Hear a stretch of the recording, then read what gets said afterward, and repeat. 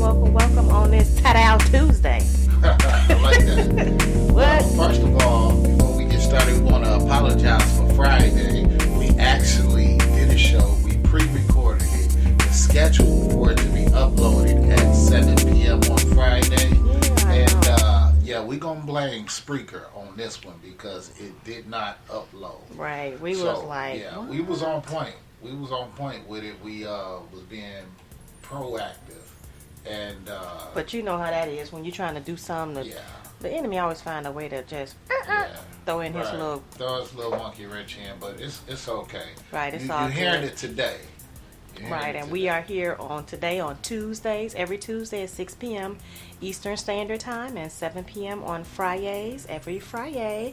So thank you all for joining us and tuning in. And for those of you all, if this is your first time listening, we welcome you to the Speedy Brown Show. All right. Oh, yeah, we was talking earlier. If you guys have any suggestions for a name for our collective, for the show, for ourselves, for us as a couple, a different name, like something that we could come up with to make it on an even playing field. But anyway, if y'all got some suggestions, you can hit us up on social media. You can find us at the Speedy Brown Show on Instagram. And also, if you Google the Speedy Brown Show, you'll find our Facebook page and etc. Okay. You had a good birthday, Tamika? Tamika's birthday just passed, y'all. She turned 95. Shut up. Be quiet. Yeah, she just had a birthday. I did. As a matter of fact, I really did. I enjoyed my birthday. It was fun-filled, sun-filled, water-filled. It was just filled with love and happiness. And our oldest daughter was able to join us and to celebrate with us. So it was just really, really nice. We had an awesome time. Okay. Relaxation.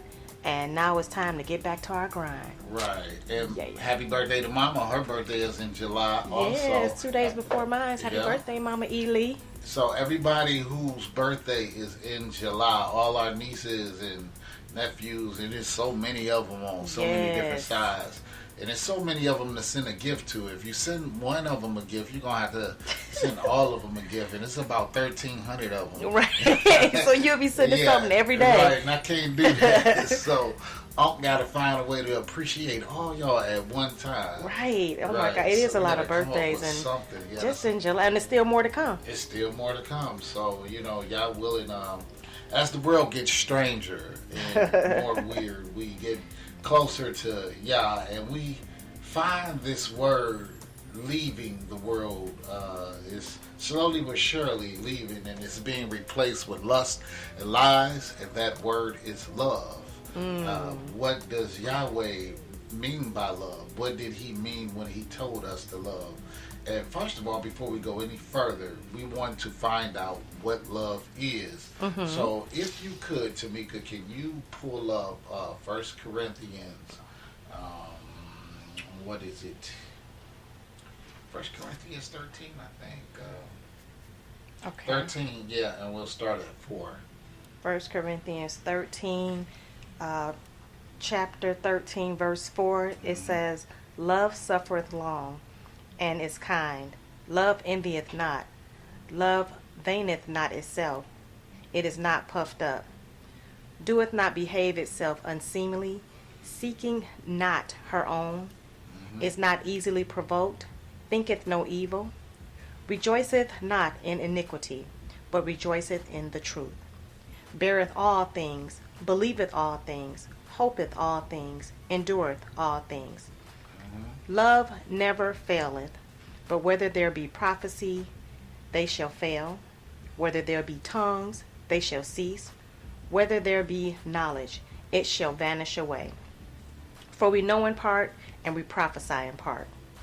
But when that which is perfect is come, then that which is in part shall be done away. When I was a child, I spake as a child. I understood as a child. I thought as a child. When I became a man, I put away childish things. For now we see through a glass darkly, but when face to face, now I know in part. But then shall I know, even as I am known. And then verse 13, the last one says, and now abideth faith, hope, love, these three, but the greatest of these is love. Okay, so now we know what love is, and we know which is the greatest of having gifts, financial things, and everything else. Mm-hmm. The greatest thing is love. Okay, so now let's look and see what Yeshua said about love. In Matthew 22:36, the apostles were gathered around and they were asking him, Messiah, what is the greatest commandment? Let's find out. You said Matthew 22:6? 22:36. 22:36. And it reads, Rabbi, which is the great commandment in the law?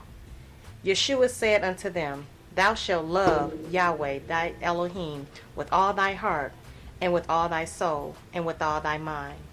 This is the first and great commandment. Keep going. Keep going, okay. And the second is like unto it. Thou shalt love thy neighbor as thyself. Boom. Stop right there. Okay.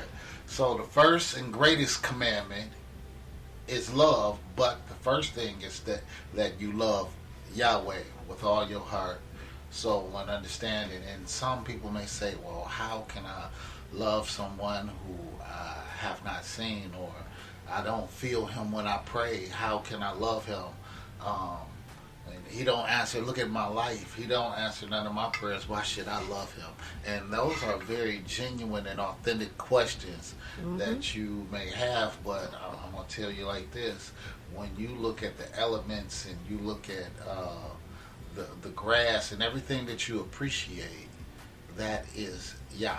Everything that was made through him, by him, and for him.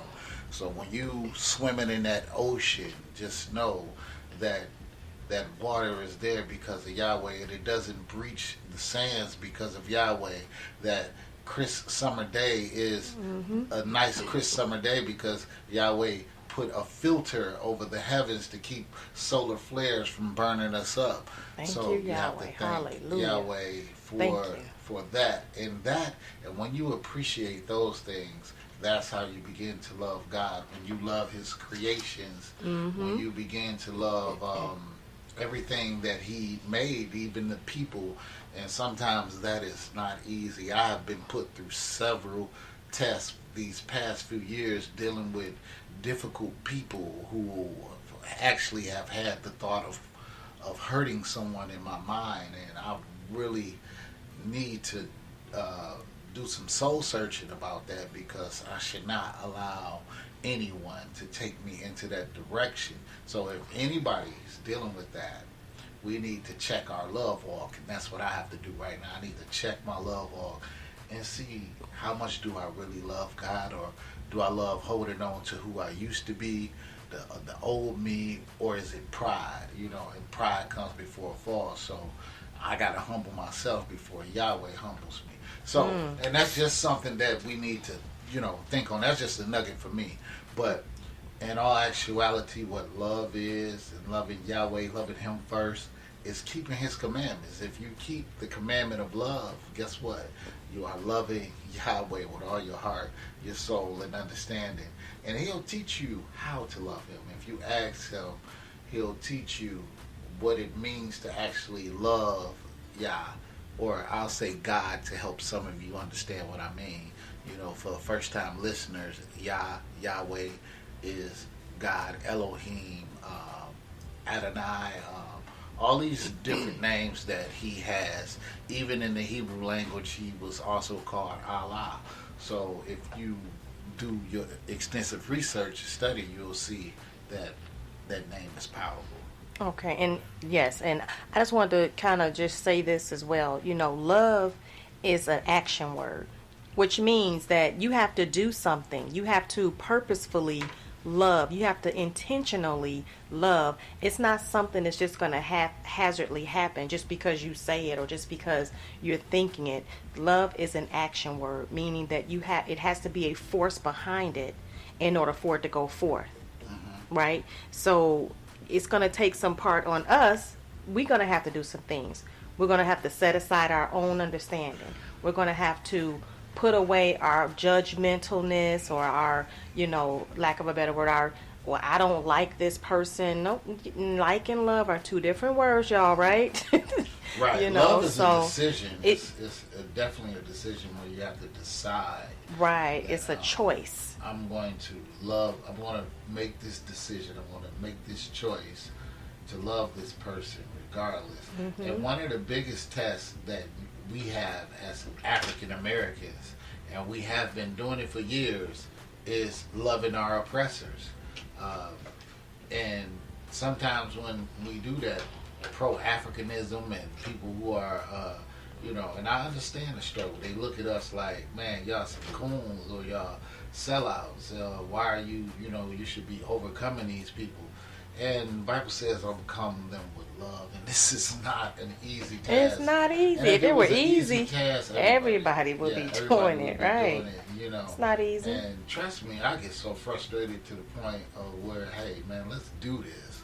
That be on my mind and my heart. Let's just, hey, y'all want to duke it out? Let's meet in the field. Every racist person that got a problem with black people, let's just meet in the field and just have carnal warfare. No guns, no nothing, just hand-to-hand combat. Let's just duke it out, and whoever left standing, then we can do whatever.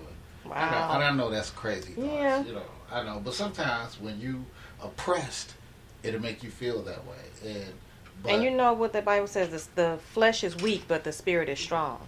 The spirit is willing, but the flesh is weak. I get what you're saying. Yep. Yeah. So what I'm saying, right, exactly. So what I'm saying is, your flesh may want to jump up and do whatever and knock somebody out, knock their block off. Mm-hmm. But your spirit is like, Lord, you told me I'm supposed to love, so I gotta love because you said so and because that's what you did. Mm-hmm. You love those that wrongfully and despitefully used you. Unto death. You love those that crucified you to the cross. Wow. Even as you hung on the cross, you said, Father, forgive them, for they know not what they do. My goodness. Who can love somebody like that? That's why we need Yahweh, because I can't do that. And that's why he came for us to be our propitiation of sins. That's why he was manifest. The purpose of Yahweh was manifest to come down as Yeshua was to destroy the works of the devil. His sole purpose for being born was to destroy the works of the devil. And a lot of people looking like, is there a real devil? Yes, there is a real devil. He wants us to believe it's not. He wants to trick us to believe that there is there ain't no devil. Yes, it is. We fall for all of his tricks. The devil has infiltrated many religious organizations. They have allowed lust in, disguised as love. They talking about love is love. No, that's not love. That's lust. And so y'all understand what it is. You just got to be real with yourself. And oftentimes I look at the world like, man, you remember the story of the Mad Hatter and the Wonderland thing? Oh, yeah. I often picture this country being ran like that. My goodness. With the whole world, not just the country. It's just a Mad Hatter. Just the world is an asylum. And everybody just doing their own thing, going their own way, agreeing with stuff that's not even scientifically conducive or physically conducive, but they'll find their way. Man always will try to find a way to circumvent to get what they want. Right. And just like with the Tower of Babel, he said, if we don't go down, it's nothing that will be unstoppable to man. So he had to confuse the languages. And I wonder, will he confuse the languages